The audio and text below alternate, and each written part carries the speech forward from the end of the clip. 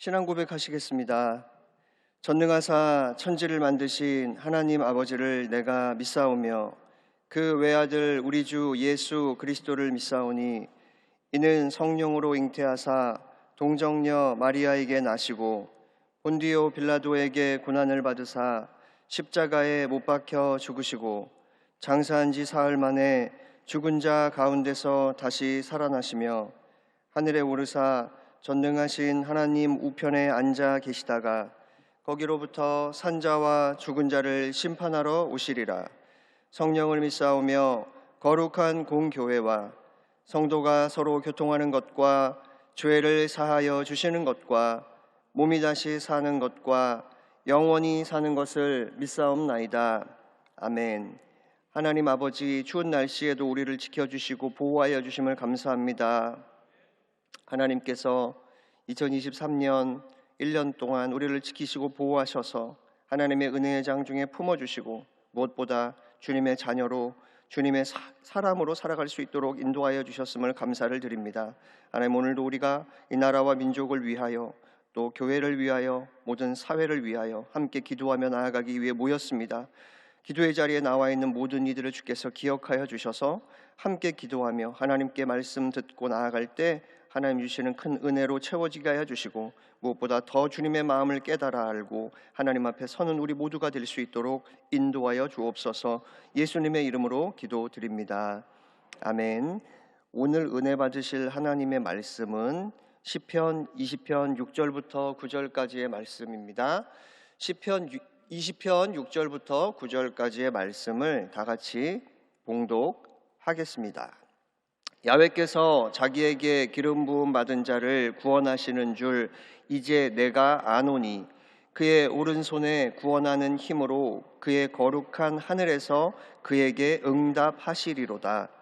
어떤 사람은 병거, 어떤 사람은 말을 의지하나 우리는 야훼 우리 하나님의 이름을 자랑하리로다. 그들은 비틀거리며 엎드러지고 우리는 일어나 바로 서도다. 야훼여 왕을 구원하소서. 우리가 부를 때에 우리에게 응답하소서. 아멘. 오늘 말씀의 제목은 응답하시리로다입니다. 함께 따라해 보시겠습니다. 응답하시리로다. 응답하시리로다. 우리의 고백대로 하나님께서 저와 여러분의 기도를 응답해 주실 줄 믿습니다. 우리가 이제 성탄절을 앞두고 있는데요, 우리 옆에 계신 분과 함께 이렇게 한번 고백했으면 좋겠습니다. 뭐라고 해야 될까요? 네, 메리 크리스마스 인사하겠습니다.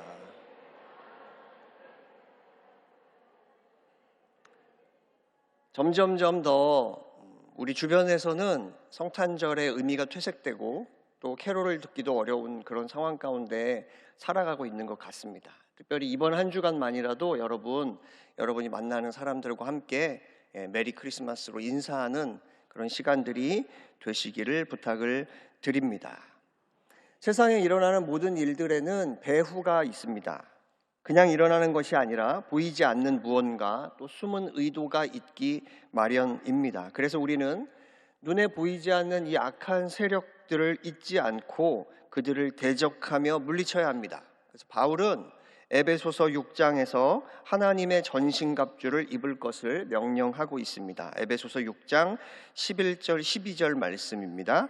마귀의 간계를 능히 대적하기 위하여 하나님의 전신갑주를 입으라. 우리의 씨름은 혈과 육을 상대하는 것이 아니요 통치자들과 권세들과 이 어둠의 세상 주관자들과 하늘에 있는 악의 영들을 상대함이라. 나의 힘으로는 세상을 분별하기도 또 세상과 싸워 이기기도 어렵습니다. 그래서 우리는 우리의 연약함을 하나님 앞에 내어드리고 또 그것들을 인정하며 주님 앞에 서서 하나님의 도우심을 구해야 합니다. 그래서 오늘 본문 7절 말씀은 이렇게 말씀합니다. 어떤 사람은 병거, 어떤 사람은 말을 의지하나 우리는 야훼 우리 하나님의 이름을 자랑하리로다. 오늘 시편 20편 말씀은 다윗의 시 중에 하나인데 전쟁의 공경에 빠진 왕을 위한 백성들의 기도문입니다. 그러니까 왕과 백성들이 함께 하나님께 기도하는데 어떤 내용으로 기도하느냐? 하나님께서 우리의 힘이 되어 주셔서 우리에게 응답하소서라고 기도하는 그런 기도의 제목들을 담고 있습니다. 본문을 보면 세상 사람들은 병거와 말을 의지한다라고 말하고 있습니다. 호화로운 옷을 입은 무사들, 병사들을 상상해 보시기 바랍니다. 병거와 말을 타고 요란한 바퀴 소리를 내며 달리며 나아가는 모습이 굉장히 인상적이고 사람들의 모습에 그들의 마음을 빼앗기에 굉장히 충분한 모습이라고 할 수 있습니다. 한마디로 말해가지고 그 사람들을 보고 있으면 혹 하게 된다는 거예요. 그런데 기도하는 사람들, 믿음의 사람들은 무엇을 자랑하느냐? 병거와 말을 자랑하는 것이 아니라 하나님의 이름을 자랑한다라고 오늘 본문이 말씀하고 있는 것입니다. 그러니까 믿음의 눈을 가진 사람들은 보이는 모습에 혹하는 것이 아니라 하나님의 말씀을, 하나님의 능력을, 하나님의 얼굴을 구하며 나아가는 사람들이라는 사실입니다. 병거를 의지하고 말을 의지하는 사람들은 이길 것 같았지만 오히려 비틀거리고 엎드러지고 맙니다. 세상 것을 의지하면 문제 없을 것이라는 생각이 들 수 있습니다. 그러나 그때 우리는 바로 그때 더 정신을 바짝 차려야 하고 그때가 더 하나님의 말씀을 붙잡고 기도해야 할 때인 줄 믿습니다. 보이는 것들이 우리의 마음을 빼앗아가고 현혹시킬 수 있지만 그럴 때일수록 우리는 더욱 그런 것들의 마음을 빼앗기지 않고 여지를 주지 말아야 합니다. 마음과 생각을 지켜야 하고 그럴 때마다 더 응답을 기대하며 기도하는 저와 여러분이 되어야 할 줄 믿습니다. 오직 하나님을 의지하며 나아가는 사람들은 일어나서 바로 서게 됩니다. 8절 말씀입니다. 그들은 비틀거리고 엎드러지고 우리는 일어나 바로 서도다. 세상을 의지하는 사람들과 하나님을 의지하는 사람들의 결과가 다르다는 것을 알려주고 있습니다. 하나님의 원수들은 처음에는 바로 선 것처럼 보일 수 있습니다. 화려해 보일 수 있습니다. 잘 사는 것처럼 보일 수 있습니다. 하지만 그 병거와 말이 영원하지 않다는 사실입니다. 전쟁이 나면 병거와 말을 타고 간 병사들도 전사하게 되고 그들이 타고 간 병거와 말도 계속 무너지는 모습을 보일 수밖에 없다는 것이죠. 결국 그들이 자랑하던 것들이 한순간에 물거품이 되고 마는 것을 알 수 있습니다. 그러나 야훼를 의지하는 사람들은 다릅니다. 그들은 처음에는 자주 넘어지는 것처럼 보일 수 있습니다. 하지만 전능하신 손이 그들을 일으켜 세우고 우리는 날마다 더 즐겁게 다시 일어서게 될 줄 믿습니다. 시편 37편 24절 말씀입니다. 그는 넘어지나 아주 엎드러지지 아니함은 야훼께서 그의 손으로 붙드심이로다. 여러분, 예수님께서 저와 여러분을 위해서 십자가에서 모든 것들을 이루시고 우리에게 승리를 주셨습니다. 그래서 요한복음 16장에서는 뭐라고 말씀하느냐? 내가 세상을 이기었노라 라고 말씀하고 있습니다. 믿음의 사람들은 세상이나 사망이나 사탄이나 죄나 이 모든 것들을 발로 짓밟게 될 것이라는 사실입니다. 그러나 세상을 의지하며 살았던 사람들은 수치를 당하게 될 것입니다. 여러분은 지금 무엇을 의지하고 계십니까? 세상을 의지하고 계십니까? 병거와 말처럼 눈에 보이는 화려한 것들의 마음을 빼앗겨 있지는 않으십니까? 우리 눈에 보기에 정치가 암울합니다. 경제가 어렵습니다. 사회가 혼란합니다. 오늘 보도된 뉴스에 따르면 교황이 천주교에서 동성 간에 사귀는 사람들을 축복하는 것을 허용했다, 이런 기사를 보았는데 우리가 볼 때는 세상이 점점 더 어지러워지고 악해지고 혼란스러워져 가고 있습니다. 마치 우리가 패배자이고 그들이 승리자인 것처럼 보일 수 있습니다. 그러나 그럴 때일수록 저와 여러분은 더욱더 예수 그리스도를 바라보고 하나님께서 저와 여러분을 통해서 놀라운 일들을 이루실 것을 기대하며 믿음으로 나아가는 복된 주의 일꾼들이 되어야 할 줄 믿습니다. 사무엘상 17장을 보면 다윗과 골리앗의 이야기가 등장합니다. 우리가 너무너무 잘 알고 있는 이야기인데요. 다윗과 골리앗 이야기에 또 다른 주인공이 있으니 그 사람은 바로 사울 왕입니다. 여러분, 사울은 하나님이 이스라엘의 첫 번째 왕으로 세우신 사람이었습니다. 물론 기름 부음을 받았던 사람이었고 사울은 하나님을 믿었던 사람이었습니다. 또 누구보다 전장에서 열심히 전투하며 나아갔던 용맹스러운 장수였습니다. 사무엘상 9장 2절 말씀입니다. 기스에게 아들이 있으니 그의 이름은 사울이요 준수한 소년이라. 이스라엘 자손 중에 그보다 더 준수한 자가 없고 키는 모든 백성보다 어깨 위만큼 더 컸더라. 이 말씀을 읽으면서 저는 삼국지가 떠올랐습니다. 여러분 삼국지 아시죠? 유비, 관우, 장비, 조조 이런 사람들 나오는 그런 사람들 중에서 사울 왕은 어떤 사람과 비교될까라는 생각을 해봤을 때 이 용모를 봤을 때는 관우 정도 될 것 같다. 키가 엄청 크고 멋지게 이렇게 생긴 사울 왕은 그렇게 멋진 용모를 가진 장수였다는 사실입니다. 허우대가 멀쩡했던 거죠. 그리고 그는 하나님을 믿는 것처럼 보였습니다. 그러나 골리앗이라는 대적 앞에서 그가 어떤 모습을 보였습니까? 사무엘상 17장 11절 말씀입니다. 사울과 온 이스라엘이 블레셋 사람의 이 말을 듣고 놀라 크게 두려워하니라. 사울은 하나님을 신뢰하지 못하고 솔직히 말하면 자신의 그 용맹스러운 모습 앞에 부끄러운 고백을 하고 말았던 것이죠. 골리앗 앞에 그저 낙담하고 절망하고 있었습니다. 자, 그렇다면 다윗은 어떻습니까? 다윗은 한낱 목동이었고 잘생긴 소년이었습니다. 사무엘상 16장 12절입니다. 이에 사람을 보내어 그를 데려오매 그의 빛이 붉고 눈이 빼어나고 얼굴이 아름답더라. 야훼께서 이르시되 이가 크니 일어나 기름을 부으라 하시는지라. 아직 어른으로 성숙한 모습은 아니었고 그렇게 키도 컸던 것 같지는 않습니다. 그러나 분명한 사실은 용모가 굉장히 출중했던 것 같아요. 우리식으로 표현하면 미소년의 모습을 갖고 있지 않았을까. 그런데 누가 봐도 골리앗과의 싸움은 다윗이 아니라 사울이 해야 하는 싸움이었다는 것이죠. 그러나 그 대적 앞에서 사울은 두려워서 떨었고 다윗은 하나님을 신뢰했다는 사실입니다. 다윗은 하나님이 응답하시는 분이시라는 사실을 믿었습니다. 그리고 대적 앞에 담대히 달려나갈 수 있었습니다. 여러분 어떤 사람이 진짜 믿음의 사람입니까? 우리 정답을 다 알고 있죠? 그렇다면 저와 여러분은 결정적인 순간에 하나님을 온전히 신뢰하고 있습니까? 라는 질문을 우리 스스로에게 해볼 필요가 있습니다. 사무엘상 17장 45절 말씀입니다. 다윗이 블레셋 사람에게 이르되 너는 칼과 창과 단창으로 내게 나아오거니와 나는 만군의 야훼 하나님의 이름 곧 내가 모욕하는 이스라엘 군대의 하나님의 이름으로 내게 나아가노라. 토저 목사님께서 하나님의 길에 우연은 없다라는 책에서 이렇게 말하고 있습니다. 하나님에게 맞서면 승리할 수 없고 그분 편에 서서 일하면 패배할 수 없다. 멋진 말이죠? 하나님에게 맞서면 승리할 수 없고 그분 편에 서서 일하면 패배할 수 없다. 이 고백이 저와 여러분의 고백이 되어야 할 줄 믿습니다. 엘리야는 구름이 한 점 없었던 하늘을 보았지만 기도했습니다. 모세는 그 마라의 쓴물 앞에서 기도했습니다. 다윗은 거인 골리앗을 보았지만 그 앞에서 기도했습니다. 눈앞에 절망이 펼쳐지고 암울한 상황이 펼쳐져 있었지만 기도했다는 사실입니다. 여러분 앞에 어떤 어려운 환경이 펼쳐지고 있으십니까? 답답하고 암울한 일들이 개인적으로도 사회적으로도 너무나 많이 일어나고 있을 수 있습니다.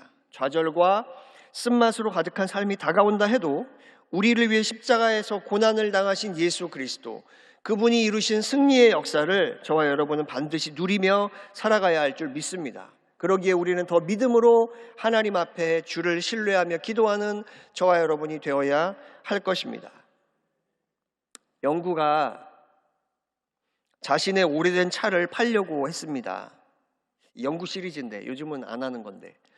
자, 어쨌든 영구차가 근데 20만 킬로미터가 넘는 차였다고 합니다. 그런데 이게 팔기가 어려운 상황이었던 거죠. 그래서 영구가 하루는 친구에게 고민을 털어놓았습니다. 그랬더니 친구가 이렇게 가르쳐 주었습니다. 한 가지 방법이 있긴 한데 이건 불법이야. 영구가 대답했습니다. 괜찮아. 나는 차만 팔 수 있으면 돼. 친구가 이렇게 말합니다. 좋아, 그럼 이 사람한테 연락해봐. 이 사람 내 친구인데 자동차 정비소를 하거든. 내가 소개했다고 하면 아마 숫자를 5만 킬로로 고쳐줄 거야. 이렇게 얘기한 거예요. 그리고 며칠 후에 친구가 영구에게 전화를 했습니다. 그리고 이렇게 얘기했습니다. 차 팔았어? 그때 영구가 이렇게 대답했답니다. 차를 왜 팔아? 5만밖에 안 탔는데. 여러분, 그 차는 이미 20만이 넘은 차인데 영구는 숫자만 5만으로 바꿔놓고 그 5만이라는 숫자에 몰입하며 그 5만이 진짜 자신의 차가 5만이라는 생각을 갖고 살고 있었습니다. 뭘까요? 눈에 보이는 것만 보는 겁니다. 신명기 20장 1절 말씀입니다. 내가 나가서 적군과 싸우려 할 때 말과 병거와 백성이 너보다 많음을 볼지라도 그들을 두려워하지 말라. 애굽 땅에서 너를 인도하여 내신 내 하나님 야훼께서 너와 함께 하시느니라. 신명기 말씀입니다. 신명기 말씀은 모세가 이스라엘 백성들에게 가나안 땅에 들어가기 직전에 한 말씀이라는 거죠. 그렇다면 이 말씀을 사울 왕도 알고 있었을 것입니다. 이미 모세 오경에 대한 이야기를 너무너무 잘 알고 있었을 것입니다. 그렇지만 그는 정말 믿음이 필요한 그 순간에 뒷걸음질 쳤고 두려움에 떨었습니다. 그러나 목동이었던 다윗은 믿음으로 앞을 향해 달려나갔다는 사실입니다. 여러분, 저와 여러분이 아는 말씀이 너무 많아요. 오늘도 우리는 성경을 통독하며 하나님이 주시는 말씀을 묵상합니다. 그런데 중요한 것은 무엇이냐? 우리가 정말 그 말씀의 능력을 체험해야 할 때 바로 그때 그 말씀을 믿는 믿음이 나와야 한다는 사실입니다. 그리고 그 믿음을 통해서 하나님께 부르짖는 저와 여러분이 돼야 할 줄 믿습니다. 하나님께서 저와 여러분과 함께 하시면 우리는 대적하는 원수 앞에서 두려워할 필요가 없습니다. 10명의 부정적인 보고를 듣고 하나님을 원망한 이스라엘 백성이 되시겠습니까? 아니면 2명의 희망적인 보고와 하나님의 약속의 말씀을 믿고 믿음으로 전진하는 하나님의 사람이 되시겠습니까? 여러분, 이제 우리가 한 해를 마무리하고 새해를 맞이할 텐데 날마다 여러분이 읽고 계신 그 말씀, 여러분이 매주 듣고 있는 그 말씀이 여러분의 삶 가운데 진짜 능력 있는 말씀이 되어서 우리를 계속해서 믿음의 선택의 길로 인도하는 그런 말씀이 되시기를 예수님의 이름으로 축원합니다. 우리 하나님은 우리와 언약을 맺으신 하나님이십니다. 우리를 택하셨고 우리에게 응답하실 하나님이십니다. 스스로 계시고 홀로 행하시고 변함없으시고 어디에나 계시고 히브리서 13장 8절이 말씀하는 것처럼 어제나 오늘이나 영원토록 동일하신 분이심을 잊지 않고 믿음으로 나아가고 믿음으로 생각하고 믿음으로 말하고 믿음으로 기도하는 저와 여러분 되시기를 예수님의 이름으로 축원합니다. 여러분, 하나님만이 저와 여러분의 빼기요 힘입니다. 우리가 기도하고 있으면 어떤 문제가 다가와도 오케이예요. 기도하면 됩니다. 그러나 기도하지 않고 있다면 조그만 문제만 다가와도 그거는 노케입니다. 절대로 우리에게 있어서는 안 되는 일이라는 사실입니다. 바울은 공경에 처해 있으면서도 이렇게 권면했습니다. 빌립보서 4장 6절 7절 말씀입니다. 아무것도 염려하지 말고 다만 모든 일에 기도와 간구로 너희 구할 것을 감사함으로 하나님께 아뢰라. 그리하면 모든 지각에 뛰어난 하나님의 평강이 그리스도 예수 안에서 너희 마음과 생각을 지키시리라.